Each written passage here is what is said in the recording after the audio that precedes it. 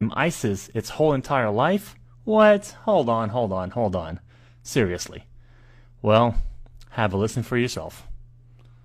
You tell the story about how you tried to find out what they call the Mossad when they deal with publicly? I thought it was a reasonable question, but the trouble is you can't pick up the phone book. There's no Langley in Israel that you can look up, CIA, or in our case, the Mossad.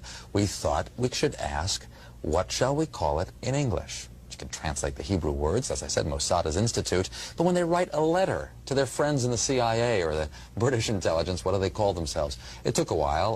It was a matter of asking the Prime Minister's spokesman. The best you could do, because officially the Mossad is under the Prime Minister's office. And I think he sort of wondered why you want to know and all that, so we explained. And he came up with the Israeli Secret Intelligence Service. I mean, if it were to have initials, it would be ISIS. Just simple words like that. Interestingly enough, kind of a British model. The British don't really like the names MI5 and MI6 for... Did you get that? ISIS. ISIS. Israeli Secret Intelligence Service. You fools. What? Now you're gonna tell me that this al-Baghdadi guy is an Arab leader of a caliphate? Come on. I'm sorry, but just sit down and shut your mouth, because you already know where I'm going to go with this. Yes, he is Jewish, and his name is Simon Elliott. Edward Snowden has already released documents proving that, and a French newspaper has already reported on this. But your Jewish masters in the U.S., especially your terrorist senator, John McCain, will not allow it to be publicized. And here is the same Jewish terrorist, Simon Elliott, masquerading as a leader of the Islamic Caliphate. And here he is hanging out with your senator, John McCain, orchestrating and funding the new terrorist group. This is all nothing but a charade. And do not think for a minute this is just an isolated incident. They have been doing this for a long time. It is time to round up and arrest the majority of U.S. congressmen, senators, politicians, bankers, Wall Street executives, and corporate leaders, because they are all guilty of treason. And in this next clip, I will show how the majority of the quote-unquote Muslim terrorist leaders are actually Jewish and are masquerading as leaders of some sort of radical group only to sell you the propaganda right here in the media in the United States.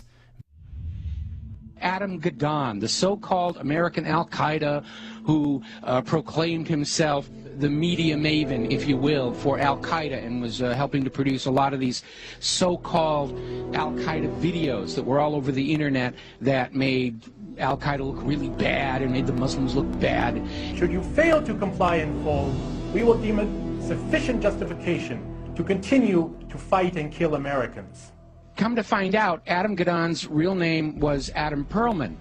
And not only was he, in fact, Jewish, he was the grandson of a member of the board of the Anti-Defamation League.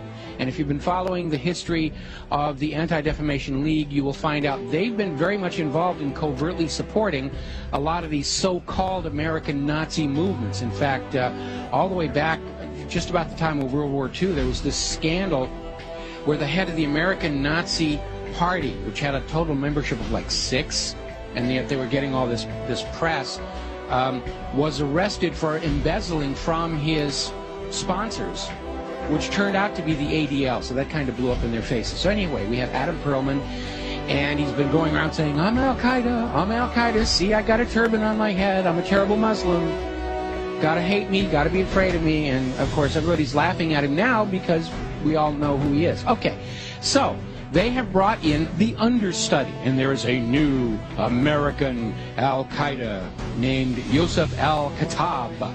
Ooh, big scary name, and they've got a picture of him out there where he's holding all these guns and knives, and he's dressed up like a wannabe Rambo, and he's scowling at the camera, and he supposedly has this website with things in it, like pictures of the Statue of Liberty with an axe buried in the back of the head.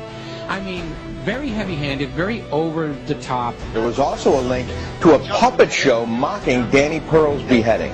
Take a look.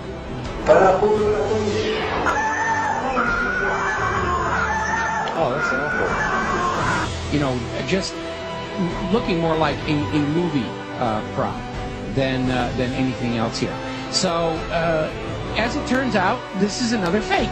His real name is Joseph Cohen. He's a 39-year-old New York City taxi driver, as you mentioned.